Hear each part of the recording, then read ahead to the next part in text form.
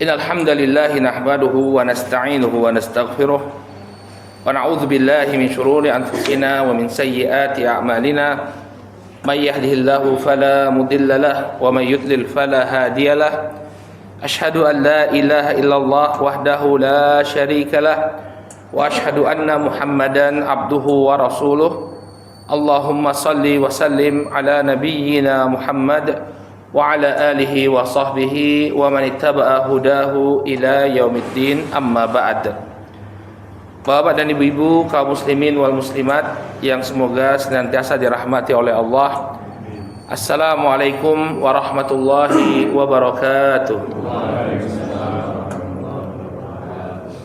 Alhamdulillah, puji dan syukur tak henti-hentinya kita panjatkan kepada Allah Subhanahu wa taala atas segala nikmat yang telah Allah Subhanahu wa taala anugerahkan kepada kita semua.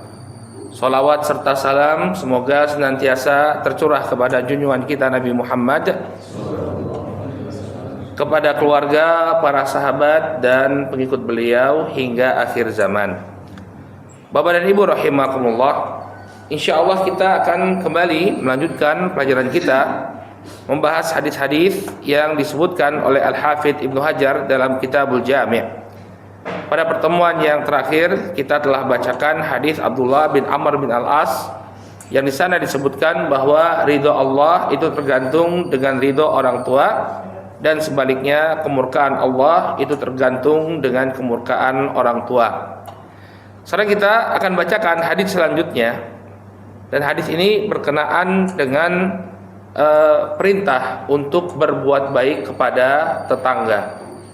Jadi Bapak dan Ibu rahimani wa rahimakumullah, sebagaimana yang sering kita singgung bahwa Islam itu tidak hanya mengatur hubungan antara seorang hamba dengan Rabb-nya, seorang hamba dengan Allah Subhanahu wa taala saja, tapi Islam juga mengatur hubungan antara sesama.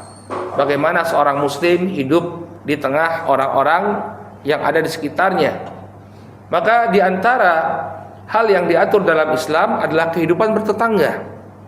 Jadi kita itu ketika hidup bertetangga, bergaul dengan lingkungan, itu ada aturannya dalam Islam. Nah, di dalam Islam kita sangat diperintahkan, ya, kita katakan sangat diperintahkan, artinya ini adalah suatu hal yang sangat ditekankan untuk berbuat baik kepada tetangga-tetangga kita. Makanya banyak sekali hadis, bukan satu dua hadis Bapak dan Ibu rahimakumullah, yang berbicara tentang kewajiban berbuat baik kepada tetangga. Salah satunya adalah apa yang disampaikan oleh Al-Hafidz dalam Kitabul Jami' ini. Kita bacakan hadisnya. Wa an Anas radhiyallahu taala anhu anin Nabi sallallahu alaihi wasallam qala. Dari sahabat Anas bin Malik radhiyallahu anhu, dari Nabi sallallahu alaihi wasallam, beliau bersabda. Anas bin Malik, kita sudah sering mendengar nama beliau. Beliau adalah sahabat dari kalangan Ansar yang menjadi pelayan Rasul sallallahu alaihi wasallam. Jadi ketika Nabi sallallahu alaihi wasallam itu hijrah ke kota Madinah, maka ibunya Anas yang bernama Ummu Sulaim menawarkan kepada Rasul sallallahu alaihi wasallam agar Anas bin Malik yang saat itu baru berusia 10 tahun untuk menjadi pelayan Rasulullah. Maka itu pun dipenuhi oleh Rasulullah. Anas menjadi pelayan Rasul sallallahu alaihi wasallam sampai Rasul sallallahu alaihi wasallam meninggal dunia. Ketika Nabi meninggal dunia, Anas sudah berusia 21 tahun. Selama kurang lebih 11 tahun beliau hidup bergaul bersama Nabi sallallahu alaihi wasallam, mengambil hadis Nabi sallallahu alaihi wasallam dan mengambil pula keteladanan dari akhlak Rasulullah sallallahu alaihi wasallam. Makanya Bapak dan Ibu akan sering mendengar nama Anas bin Malik. Beliau termasuk salah satu sahabat yang banyak hadisnya. Selain Abu Hurairah radhiyallahu taala anhu, Jabir bin Abdullah, Aisyah radhiyallahu taala anha, maka Anas bin Malik ini juga termasuk sahabat yang memiliki hadis yang cukup banyak dari Rasulullah sallallahu alaihi wasallam. Ya. Beliau mengatakan bahwa Rasul sallallahu alaihi wasallam bersabda, "Walladzi nafsi biyadihi." Demi yang jiwaku berada di tangannya. Maksudnya yang jiwaku berada di tangannya itu adalah Allah, karena jiwa kita berada di bawah kekuasaannya Allah Subhanahu wa taala. La yu'minu 'abdun hatta yuhibba li jarihi aw li akhihi ma yuhibbu ya ma yuhibba li nafsihi. Ya. Nabi Shallallahu alaihi wasallam mengatakan, tidaklah beriman seorang hamba. Maksudnya bukan dia kafir ya Bapak dan Ibu, tapi maksudnya tidak sempurna keimanannya. Hatta yuhibba li jarihi. Ya, sampai dia mencintai untuk tetangganya, au li akhihi, atau untuk saudaranya, ma yuhibba li nafsihi, ya, apa yang dia cintai untuk dirinya sendiri. Muttafaqun alaih. Hadisnya diriwayatkan oleh Al-Bukhari dan Muslim. Dalam hadis ini Nabi Shallallahu alaihi wasallam mengatakan bahwa kesempurnaan iman seorang hamba ternyata tergantung dari bagaimana kecintaan dia kepada tetangga dan saudaranya. Tidak sempurna keimanan salah seorang di antara kalian sampai dia mencintai untuk saudaranya atau untuk tetangganya apa yang dia cintai untuk dirinya sendiri. Maksudnya apa? Maksudnya kalau dia ingin diperlakukan dengan baik, maka dia pun hendaknya memperlakukan tetangganya dengan baik. Kalau dia tidak suka diganggu, maka dia pun tidak suka mengganggu tetangganya, dan seterusnya. Ya, jadi maksudnya sebagaimana Anda ingin diperlakukan oleh tetangga Anda, maka demikian pula lah Anda memperlakukan tetangga Anda.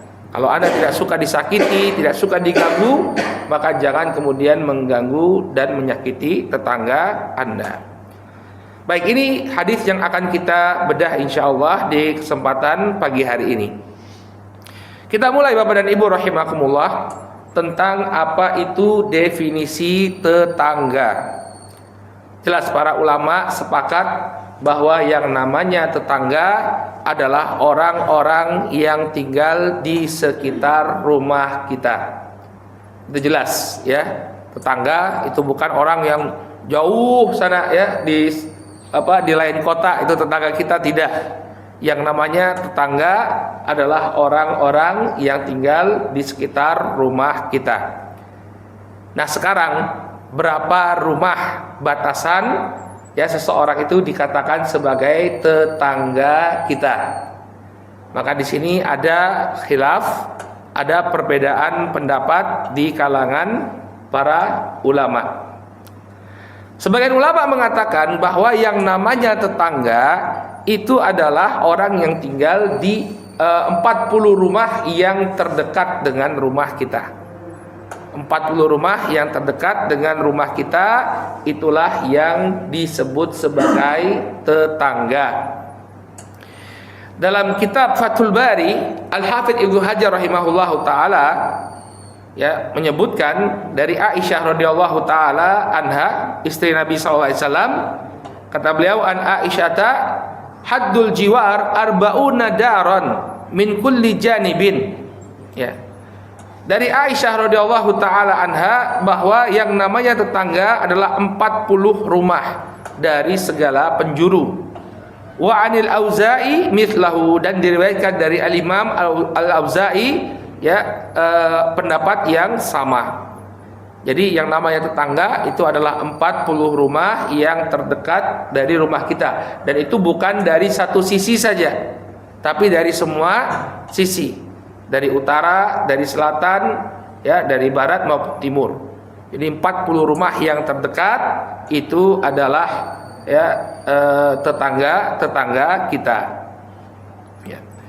Kemudian diriwayatkan dan masih disebutkan oleh Al-Hafidz, wa akhraja Ibnu Wahbin an Yunus an Ibni Syihab arba'una daran an yamini wa an yasarihi wa min khalfihi wa min baina yadayhi. Ya, diriwayatkan dari Ibnu Wahab, dari Yunus, dari Ibnu Syihab bahwa tetangga itu adalah 40 rumah ke kanan. Jadi orang yang tinggal 40 rumah ke kanan kita itu tetangga. Ya. Kemudian wa an yamini, kemudian 40 rumah ke kiri itu tetangga kita. Wa min khalfihi, di belakang kita 40 rumah itu tetangga. Wa min baina yadayhi, dan 40 rumah yang ada di depan kita itu tetangga. Maka ini lebih luas ya. Lebih luas. Jadi 40 rumah ke kanan, 40 rumah ke kiri, 40 rumah ke depan, 40 rumah ke belakang, itu disebut sebagai tetangga. Ya. Baik. Ini definisi dari sebagian para ulama ya, dan dinisbatkan kepada Aisyah radhiyallahu taala anha. Cuma ini berlaku kalau di pemukiman yang padat. Ya, saya punya simbah itu tinggal di daerah transmigrasi. Ya, di Muara Bungo, Jambi. Waktu telepon Pak Ale itu cerita, tetangga yang terdekat itu 200 meter. Berarti kalau tetangga pertama itu 200 meter, tetangga kedua 400 meter, tetangga ketiga 600 meter. 5 tetangga pertama jaraknya 1 kilometer. Kalau di transmigrasi kan seperti itu. Ya, masing-masing itu dapat 200 meter ya jaraknya. Nah, maka ini muskilah. Kenapa? Bisa jadi orang yang 40 kali 200 itu berapa? 8 kilometer itu masih tetangga. Ya. Jadi kalau pakai ukuran rumah, bisa jadi orang yang rumahnya jauh masuk ke dalam kategori tetangga kita. Ya. Kemudian definisi yang kedua ada pendapat yang kedua ya, bahwa definisi tetangga itu adalah orang yang tinggal satu kampung. Ya, satu kampung. Mungkin kalau kita sekarang satu dukuh ya, satu padukuhan. Itu masih disebut sebagai tetangga. Dalilnya adalah firman Allah Subhanahu wa taala ya. La illam yamtahi, jadi dalam firman Allah Subhanahu wa taala dalam surat Al-Ahzab ayat yang ke-60 ya, la illam yantahi al-munafiquna walladzina fi qulubihim marad wal murjifuna fil madinah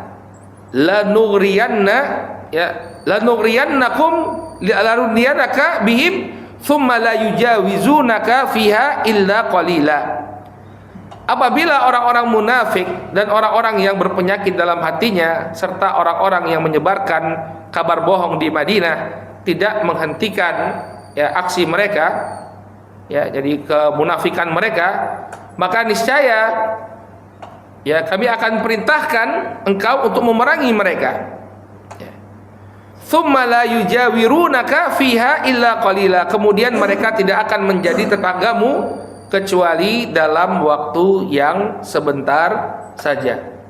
Jadi kaum munafikin yang senantiasa menimbulkan fitnah di tengah-tengah kota Madinah ini diperintahkan oleh Allah Subhanahu wa taala, kalau mereka tidak berhenti dari aksi kemunafikan mereka, ya, mereka akan diperangi oleh Rasulullah dan mereka akan diusir, tidak akan lagi menjadi tetanggamu, ya, tidak akan lagi menjadi tetanggamu di kota Madinah. Maka dari sini para ulama mengatakan bahwa definisi tetangga itu adalah orang yang tinggal satu kampung.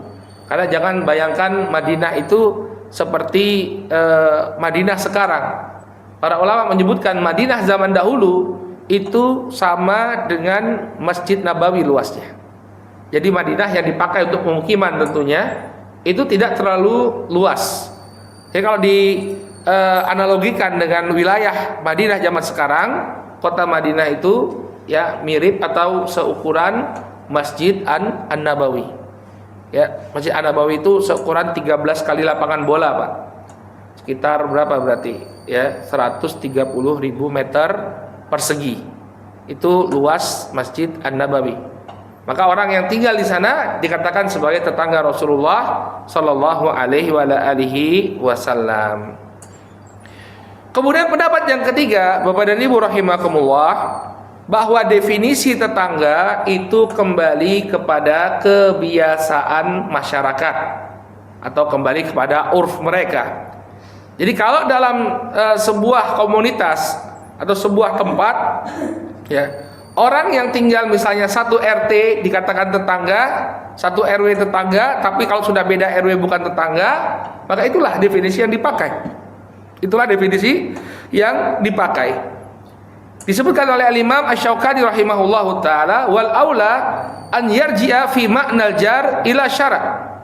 Fa in wujida fihi ma yaqtadi bayanuhu wa an yakuna jaran ila haddin kada min ad-daur al-masafah min al-ard kana al-amal alaihi ya mutaayyinan wa illam yujad raja ila ma'nahu lughatan au urfan.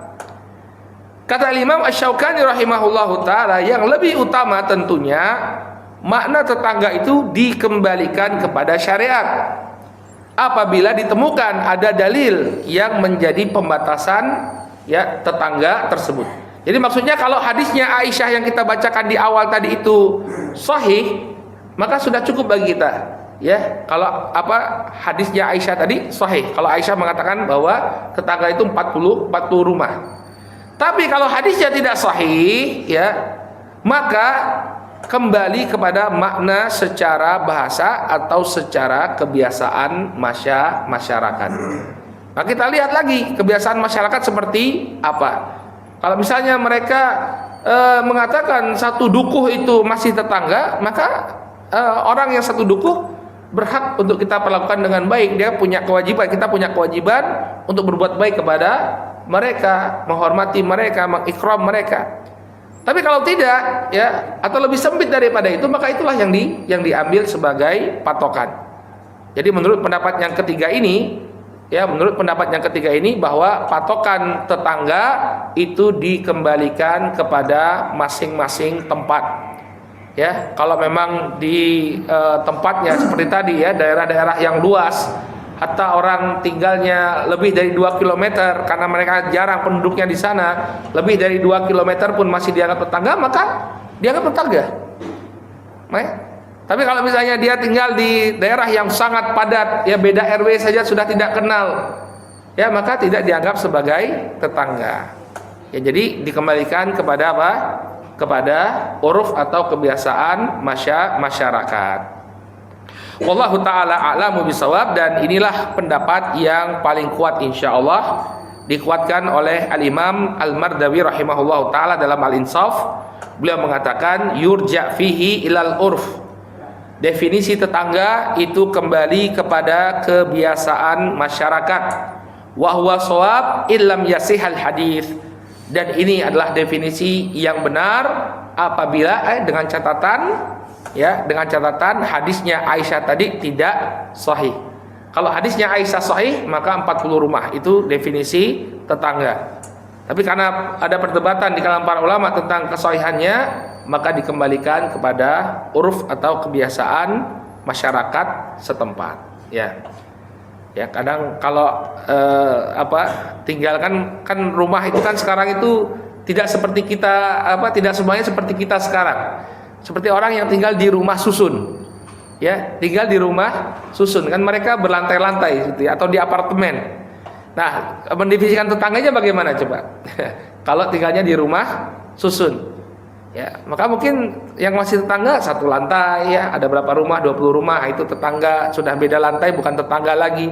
Atau bisa juga masih satu gedung tetangga, tapi gedung yang berbeda tidak lagi disebut sebagai tetangga. Wallahu ta'ala a'lamu bisawab. Jadi yang lebih tepat adalah dikembalikan kepada urf atau kebiasaan masyarakat setempat. Nah, kemudian Bapak dan Ibu rahimani wa rahimakumullah, ya. Apabila kita melihat dari ayat Al-Qur'an, di sana Allah Subhanahu wa taala membedakan antara tetangga yang dekat dan tetangga yang jauh. Dalam firman Allah di surat An-Nisa ayat yang ke-36, Allah Subhanahu wa taala memerintahkan wa'budullaha wa la tusyriku bihi syai'a wa bil walidaini ihsana wa bidzil qurba wal yatama wal masakin wal jari dzil qurba wal jaril junub. Kata Allah Subhanahu wa taala, dan beribadahlah kalian kepada Allah dan janganlah kalian menyekutukannya dengan sesuatu apapun. Dan kepada kedua orang tua hendaknya kalian berbuat baik. Demikian juga kepada karib kerabat, kepada anak-anak yatim, kepada orang-orang miskin, dan tetangga yang dekat serta tetangga yang jauh. Nah, apa makna tetangga yang dekat dengan tetangga yang jauh? Di sini ada 3 tafsiran para ulama. Perintah untuk berbuat baik kepada tetangga yang dekat dan tetangga yang jauh, ini ada 3 tafsirannya. Yang pertama, yang dimaksud tetangga yang dekat adalah tetangga yang masih memiliki hubungan kekerabatan. Karena biasanya orang, ya, apalagi zaman dahulu, ya, dan zaman sekarang pun masih sering kita dapatkan, ya mereka masih memiliki hubungan kekerabatan dengan tetangga mereka. Jadi ini rumah simbahnya, ini rumah Pak D-nya, ini rumah Pak Le-nya, kemudian keponakan yang sudah menikah bikin rumah lagi dekat situ. Maka ini adalah tetangga yang dekat. Kenapa? Karena masih memiliki hubungan kekerabatan. Tetangga yang jauh maksudnya apa? Yang dimaksudkan dengan tetangga yang jauh, menurut pendapat yang pertama ini adalah tetangga yang tidak memiliki hubungan kekerabatan. Jadi dia cuma tetangga saja. Maka maksud dari perintah Allah, berbuat baiklah kalian kepada tetangga yang dekat, demikian juga tetangga yang jauh. Artinya baik dia memiliki hubungan kekerabatan ataupun tidak dengan Anda punya kewajiban untuk berbuat baik. Jadi jangan kemudian hanya berbuat baik kepada tetangga yang masih memiliki hubungan kekerabatan saja. Yang tidak memiliki hubungan kekerabatan pun Anda harus perlakukan dengan baik. Ini pendapat yang pertama. Kemudian pendapat yang kedua, makna tetangga yang dekat dan tetangga yang jauh. Tetangga yang dekat maknanya adalah tetangga yang dekat keimanannya, yaitu sesamamu muslim. Adapun tetangga yang jauh ini adalah tetangga non muslim. Ya. Jadi apa? Perintah untuk berbuat baik kepada tetangga ini meliputi perintah untuk berbuat baik kepada tetangga yang muslim, yang sama keimanannya dengan kita, dan juga berbuat baik kepada tetangga yang non muslim, orang Nasrani kah, atau orang Buddha kah, atau orang Hindu kah. Ya, ketika dia menjadi tetangga kita perlakukan dengan baik. Kemudian maksud yang ketiga atau tafsir yang ketiga dari makna tetangga yang dekat dan tetangga yang jauh. Maksud yang dekat ini adalah yang dekat rumahnya, yang di samping-samping Anda. Yang jauh, yang agak jauh jaraknya, yang tidak berada di samping rumah Anda. Maka kewajiban berbuat baik kepada tetangga bukan hanya kepada tetangga yang ada di samping-samping rumah, tapi tetangga yang agak berjauhan pun kita punya kewajiban untuk berbuat baik kepada mereka. Ya. Disebutkan oleh Al-Hafidz Ibnu Hajar dalam Fathul Bari, diriwayatkan kata beliau, akhrajahu At-Tabarani min hadits Jabir rafa'ahu, ya. Al-Imam At-Tabarani mengeluarkan hadis, ya, dari Jabir bin Abdullah yang beliau marfu'kan sampai kepada Rasul sallallahu alaihi wasallam, di mana disebutkan dalam hadis tersebut, al-jiranu thalathatun. Tetangga itu ada 3 jenis. Jarun lahu haq wa huwal musyrik lahu haqqul jiwar. Tetangga yang punya hak dalam keadaan dia musyrik, maka dia memiliki hak tetangga. Artinya hak diperlakukan dengan baik karena dia tetangga kita, walaupun dia seorang musyrik. Kemudian wajarun lahu haqqan wa huwal muslim lahu haqqul jiwar wa haqqul Islam. Kemudian jenis tetangga yang kedua, tetangga yang punya 2 hak, yaitu tetangga yang muslim. Maka dia punya hak sebagai tetangga dan dia punya hak sebagai seorang muslim. Wajarun lahu thalathatu huquq. Kemudian yang ketiga, tetangga yang punya 3 hak, ya. Muslimun lahu rahimun, yaitu tetangga yang muslim dan memiliki hubungan kekerabatan. Lahu haqqul jiwar wal Islam war rahim. Maka dia punya 3 hak, yaitu hak sebagai tetangga, hak sebagai muslim, dan hak sebagai karib kerabat. Jadi ini orang yang perlu mendapatkan prioritas dari kita. Kalau kita ingin berbuat baik, maka orang yang punya 3 hak inilah yang harus menjadi prioritas, yaitu tetangga yang muslim dan memiliki hubungan kekerabatan dengan kita. Ya. Kalau antara yang non muslim dengan yang muslim, maka yang didahulukan adalah yang muslim karena dia punya 2 hak. Ya, hak sebagai seorang muslim dan hak sebagai seorang tetangga. Jadi ini tingkatan tetangga. Yang paling tingginya adalah tetangga yang muslim dan masih karib kerabat. Kemudian yang level yang kedua adalah tetangga yang muslim tapi tidak memiliki hubungan kekerabatan. Dan yang terakhir adalah tetangga yang non muslim. Wallahu taala a'lam. Nah, kenapa hak tetangga itu begitu besar, ya? Karena Bapak dan Ibu rahimakumullah, mereka itu adalah orang-orang yang dekat rumahnya dengan kita. Ya, kalau kita membutuhkan sesuatu atau ada sesuatu yang terjadi di tengah-tengah kita, maka kepada siapa kita meminta pertolongan? Kepada tetangga. Kalau minta tolong teman, mungkin temannya tinggalnya jauh, atau minta tolong saudara, ya mungkin saudaranya tinggalnya jauh.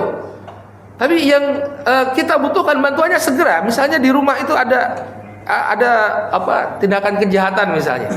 Nauzubillah, ya. Kita berlindung dari tindakan kejahatannya. Kemarin itu tetangga saya digedor-gedor pintunya, ya. Ada orang minta sumbangan, ya, ngakunya dari masjid, kemudian digedor-gedor, dan waktu itu suaminya sedang tugas di luar daerah, ya. Nah, ini kan kalau nggak ada tetangga kan bahaya. Ya, alhamdulillah ada tetangga, jadi kan dia agak takut orang itu, ya. Tapi kalau saya tinggal sendirian nggak ada tetangga, maka leluasa orang berbuat kejahatan. Maka yang pertama kali menolong, yang pertama kali memberikan perlindungan adalah tetangga.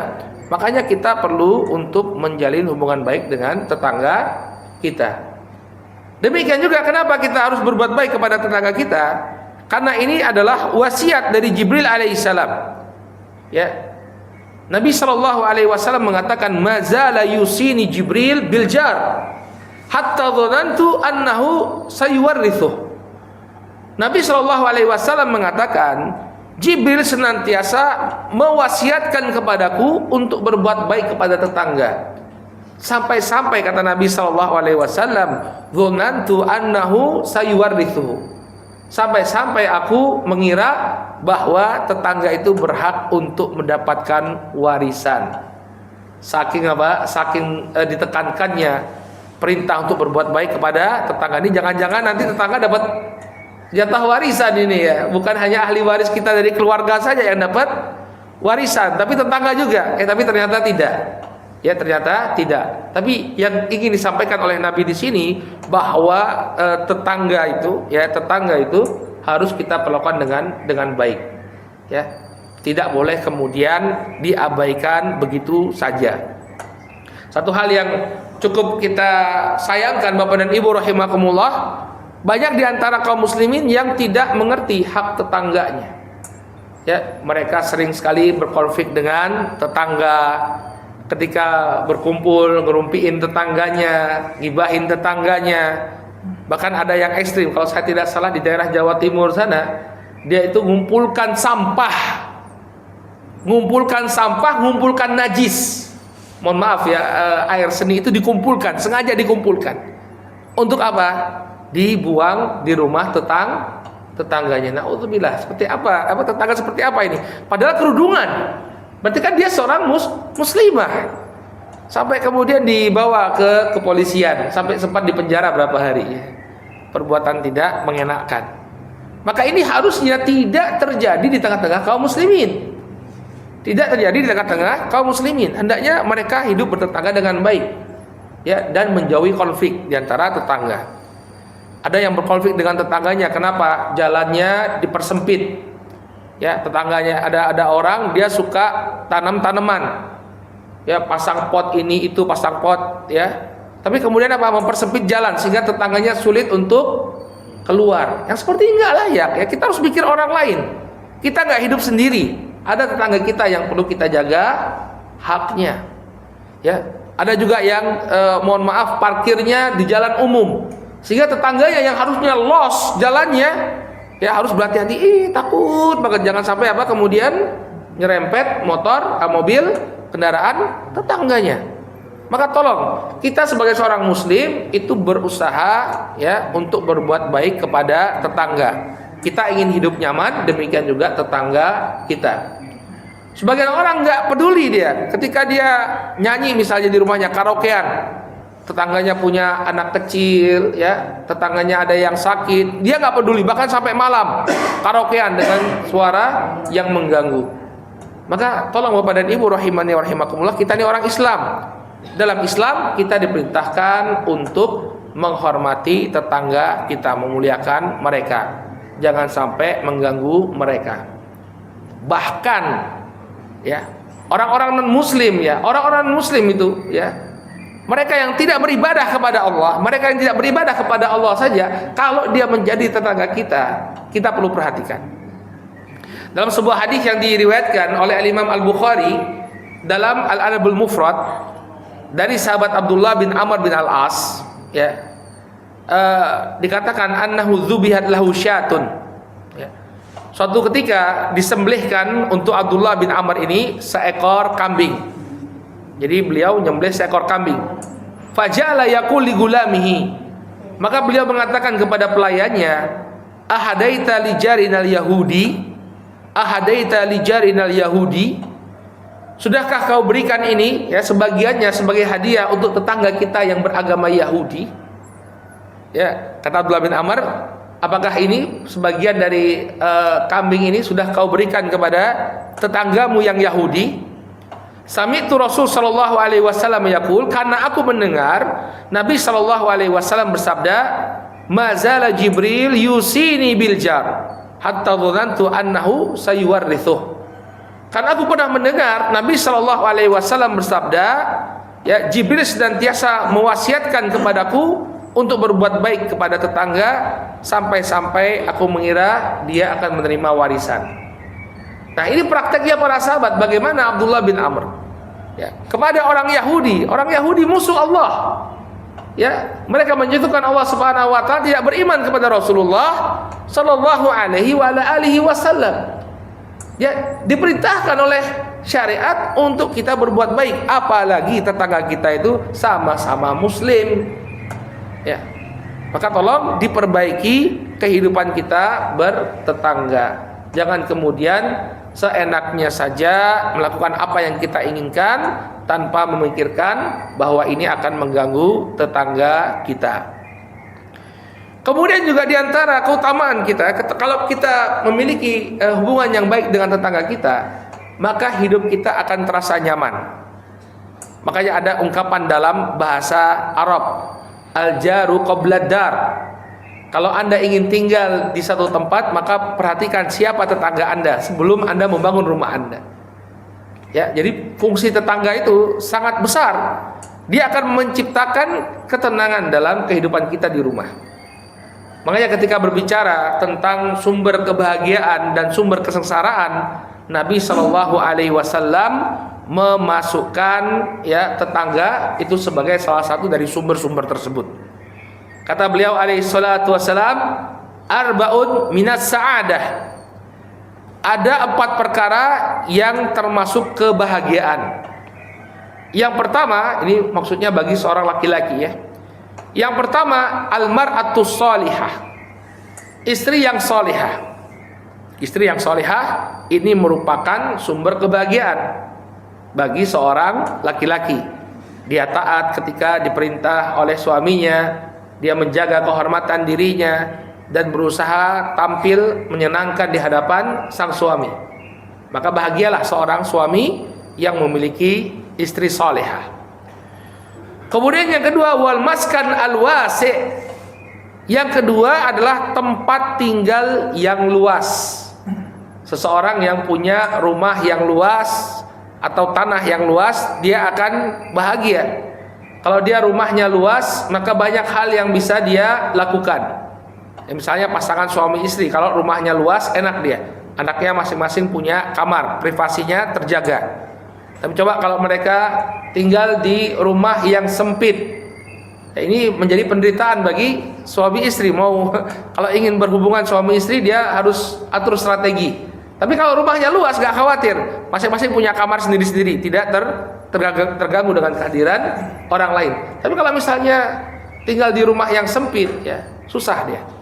Nunggu anaknya tidur pun harus ketahuan, ya. Nanti tak khawatir ketahuan nanti, ya. Harus dilihat dulu. Tapi kalau rumahnya luas, dia bisa bagi-bagi kamar. Demikian juga orang yang rumahnya luas, dia bisa leluasa untuk menjamu tamu. ya, punya ruang sendiri untuk menjamu tamunya, tamunya pun leluasa di sana. Bahkan kalau tamunya itu saudaranya dari luar kota, bisa menginap, dilayani dengan baik kalau dia punya rumah yang luas. Kemudian yang keempat, al-jarus salih. Yang ketiga adalah tetangga yang baik. Ya, kalau kita punya tetangga yang baik, maka kita akan bahagia. Setiap kali keluar masuk rumah ketemu tetangga, menyapa, senang kita. Ya, ketika ada kelebihan makanan, ya, saling berbagi, nikmat sekali hidup ini. Tapi coba bayangkan kalau kita punya tetangga yang tidak baik, ya, maka menjalin hubungan dengan tetangga itu akan menciptakan kebahagiaan. Dan yang keempat kata Nabi SAW, wal markabun nahi wa markabul hani, yaitu kendaraan yang nyaman. Kemana-mana enak, ya, kita bisa kemana-mana dengan nyaman dengan kendaraan kita tersebut. Ya, ini Bapak dan Ibu rahimani wa rahimakumullah, ya, beberapa hikmah dari kita memperlakukan tetangga dengan baik. Jadi kalau kita berbuat baik kepada tetangga, kebaikannya akan kembali kepada diri kita. Nah, sekarang apa yang menjadi hak tetangga kita yang perlu kita tunaikan? Yang pertama tentunya adalah berbuat baik kepada mereka. Nabi SAW mengatakan, man kana yu'minu billahi wal yaumil akhir falyuhsin ila jarihi. Barang siapa yang beriman kepada Allah dan hari akhir, maka hendaknya dia berbuat baik kepada tetangganya.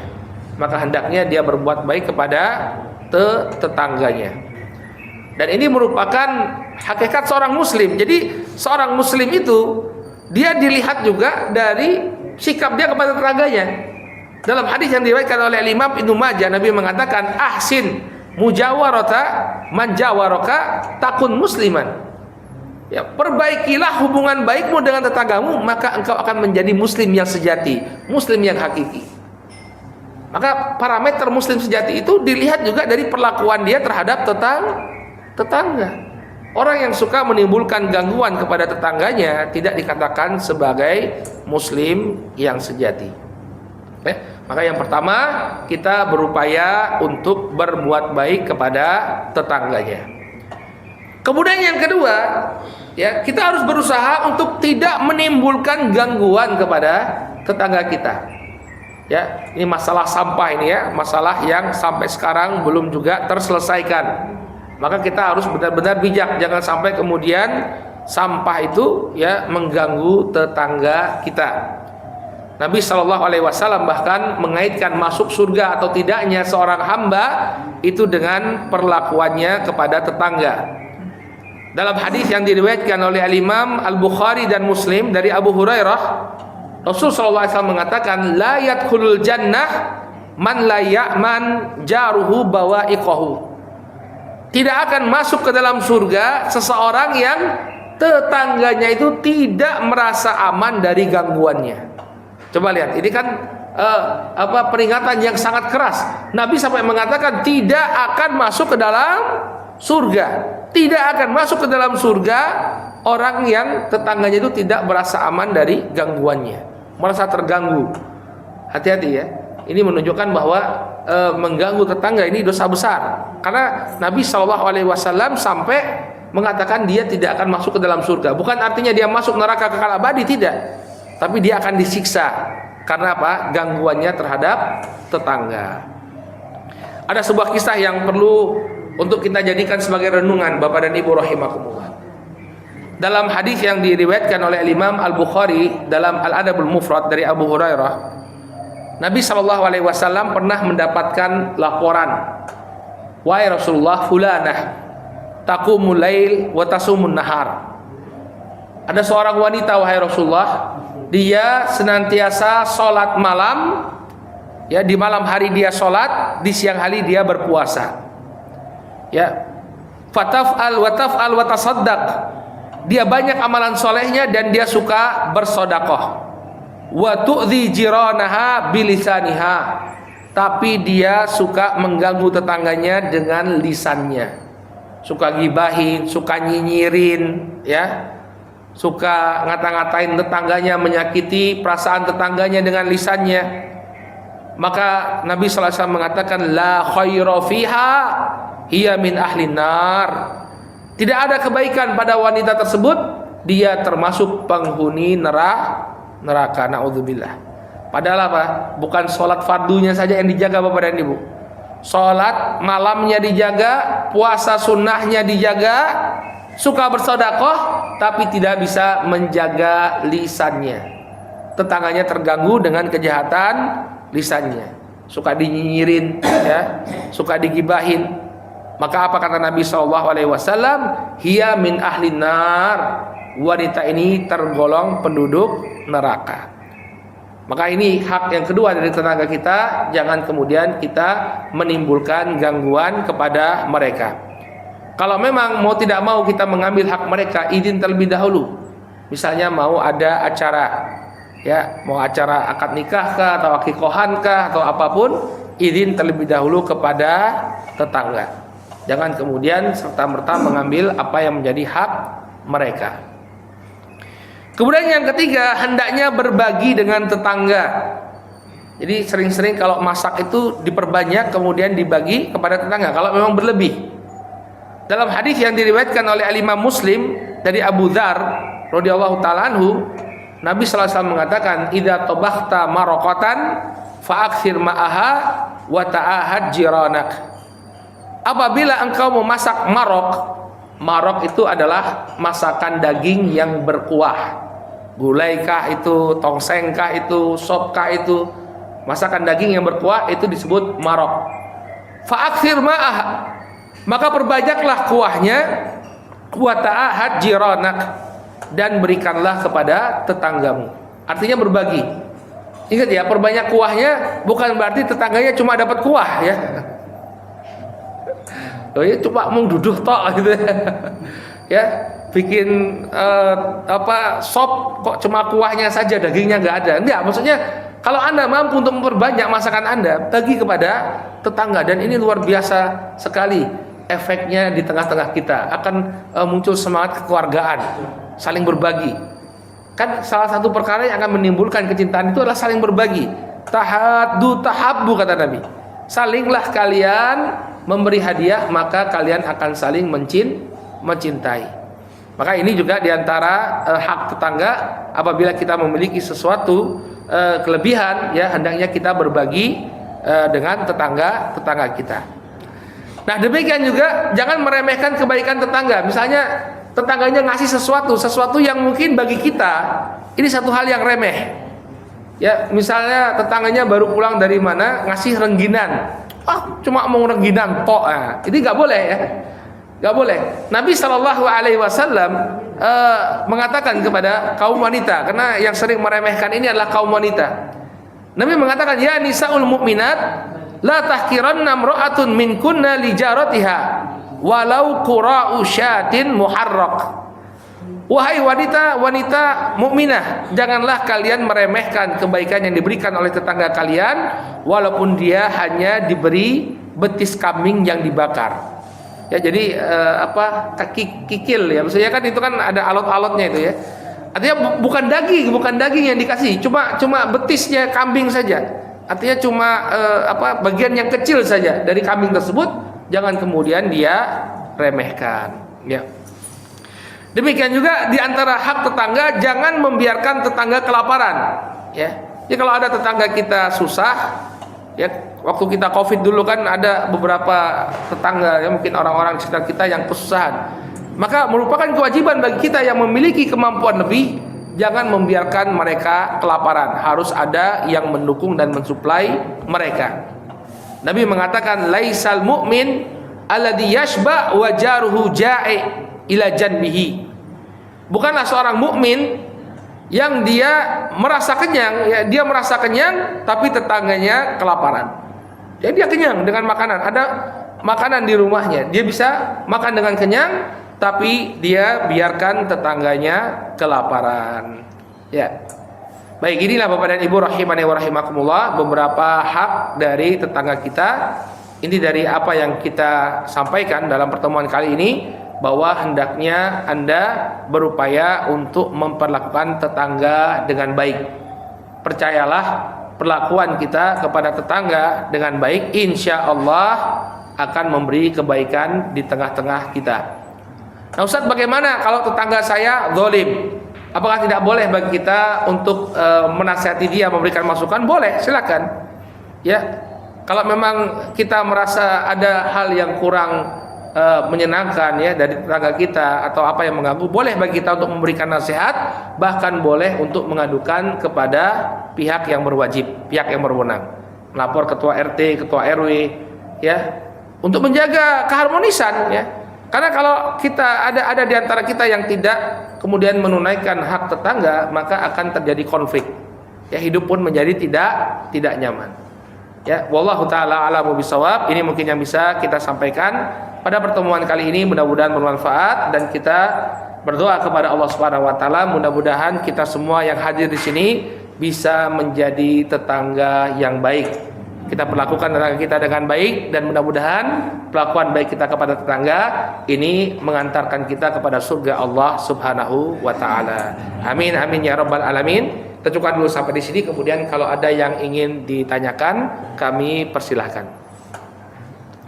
Silakan Bapak dan Ibu, kalau ada yang ingin ditanyakan mungkin tentang kehidupan bertetangga.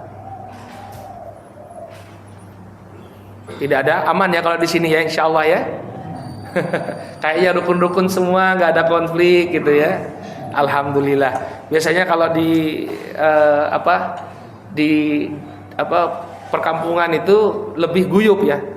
Kalau di apartemen, apalagi di apartemen itu tetangga sebelah nggak kenal ya.